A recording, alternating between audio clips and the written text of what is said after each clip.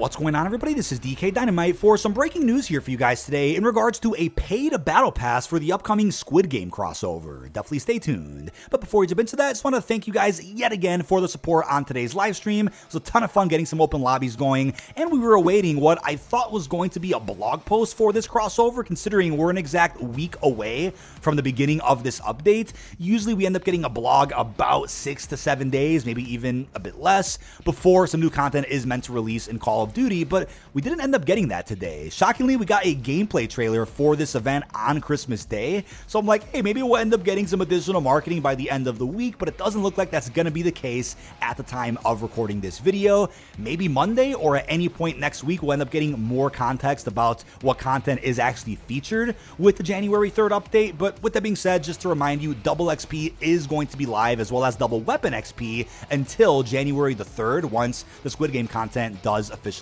drop. We also have no idea what's going on with update 1.65, which is presumably the preload we have to install, which will contain all the Squid Game content, as well as what is likely going to be a bunch of other information about Season 2 and beyond. I'll keep you guys posted with that one. But shout out to Captain Chaos for posting this image in my Discord server earlier this afternoon. It looks like some folks out there are able to see this specific message of the day. I can't actually see this one, but I appreciate those out there that did tag Detonated or myself in some posts about it. Some folks have reported that on Xbox they've seen this message pop up over the last couple of days, but nobody out there's really talking about it. So as you guys can see, it says Squid Game arrives in Black Ops 6 and Warzone. Explore an exhilarating event pass where the premium track route allows for more incredible rewards, including the frontman operator, plus a myriad of LTMs will feature signature sinister takes on red light, green light mechanics. We'll jump into the actual rewards as a part of this event pass in just a second, but think about that. Other games like Fortnite and Destiny, maybe even Apex, have done event passes in the past where there's a free track with free rewards you can earn just by playing, and then a premium track which contains other challenges to get additional rewards that you do have to actually pay for, whether it's 10 bucks, maybe even 20. There wasn't a price given for this event pass for the Squid Game crossover. We're not going to probably learn that until a blog post officially releases, but here's what I'm concerned about, right? The PR is pretty rough right now around the Call of Duty scene, and I made several videos already talking about a lot of the major issues that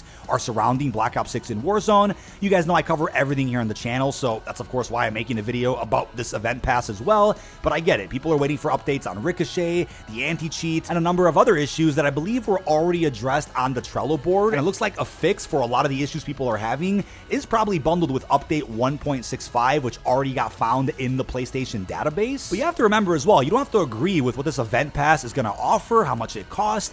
Keep in mind, this has probably been in development for several months, way before the cheating issue even became a problem, or a bigger problem, with Warzone Season 1. Now, it also looks like this is going to be a pretty big deal with Netflix. They probably want this event to hit as hard as possible, and I could see why they're starting an event pass system with a crossover like Squid Game, right? This is a pretty substantial collaboration, and the first major one for Black Ops 6, which could end up being a bit of a trend for future seasons to come, where we also end up seeing event passes for various licensed crossovers. Now, the question will be, is this a one-off? Will this be a successful drop considering the PR right now to warrant doing additional event passes in the future? Well, as far as rewards go, it does look like we're going to be unlocking the frontman operator through this event. It's unclear what the challenges are, and none have actually leaked out yet. So we're gonna have to wait and see how this goes, right? There's a free track which maybe includes actual challenges or XP milestones. You can get some free rewards. And then we have a premium track with what is presumably gonna be another set of challenges you can do, probably in the various LTMs,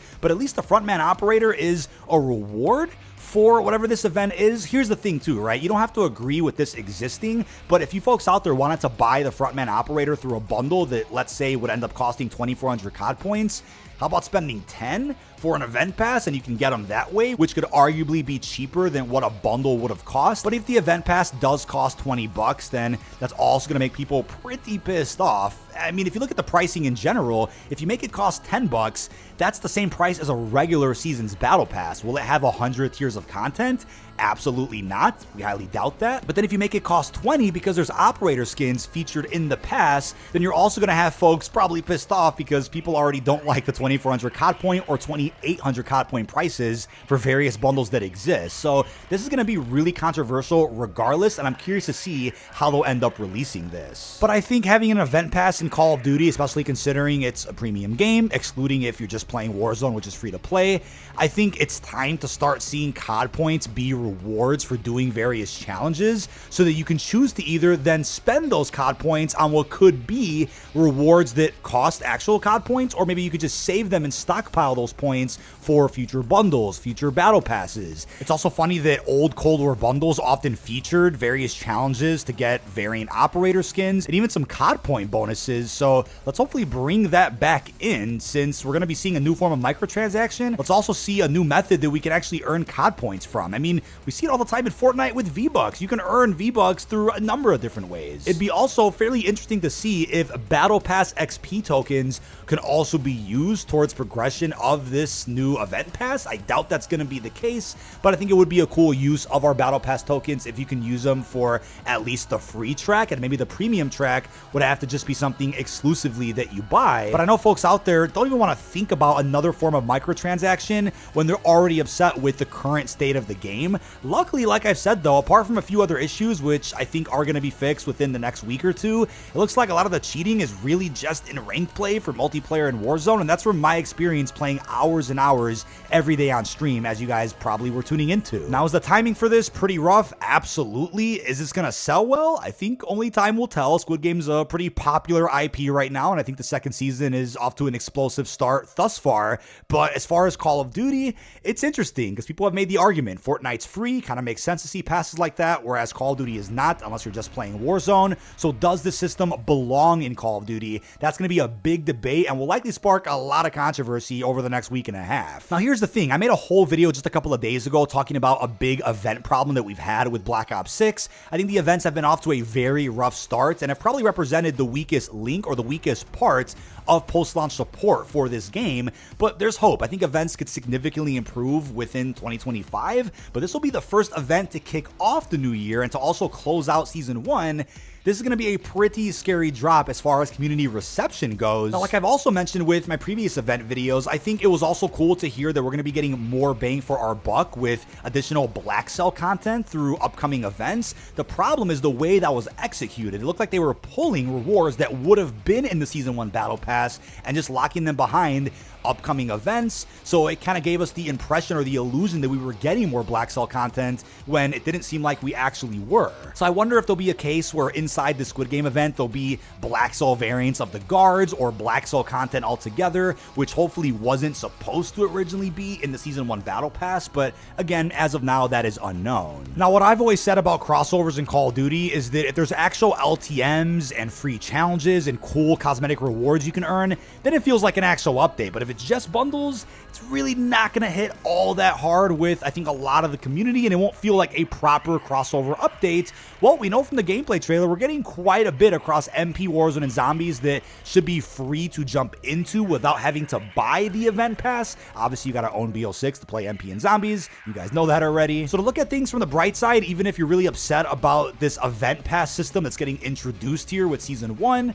it's that there's at least going to be some other content you can jump into for free, and even rewards you can earn for free, no matter how much the bundles end up costing, no matter what the event pass is like. There'll still be things you can just jump into and play without having to worry about the cosmetic side. Now, I'll be covering this event pass when it comes out to let you know if I believe it's worth it. We're going to showcase all the rewards once we learn what they are, unless a blog post ends up spoiling them days before the actual update releases. So I'll keep you in the loop with the actual pricing of this event pass and what all the rewards are in both the free and premium tracks. Now, we all know the Cleaver melee weapon still has an unknown release date, but was seen in the recent gameplay trailer for this crossover, so it's pretty likely the Cleaver is going to be one of the rewards as a part of this event. Probably going to be featured in the free track if I had to guess. We've never really seen DLC weapons a part of any type of paid system like that, where there was no other way to obtain the weapon besides buying a bundle or paying for something else. So we could just safely assume that the frontman operator is either in the free or premium track, probably the premium, whereas the Cleaver will be free. But I'll tell you what, if the event pass doesn't sell well, I doubt they'll end up really trying these again in the future. I just think it's probably a nightmare for Activision PR right now to think about releasing a new type of microtransaction in the midst of all of the controversy surrounding the anti-cheat. They're probably upset about the timing, but are likely contractually obligated to release this type of update because it's been in development for many, many months and has already been locked in. But that is about it. This has been dkdynamite. Leave your thoughts down below in the comment section. What are your thoughts on this breaking news in regards to the first ever event pass for a Call of Duty crossover? How are you feeling about the rewards that we're likely going to get that have been confirmed thus far, plus everything else we discussed? Really hope you've enjoyed, and peace out, everybody.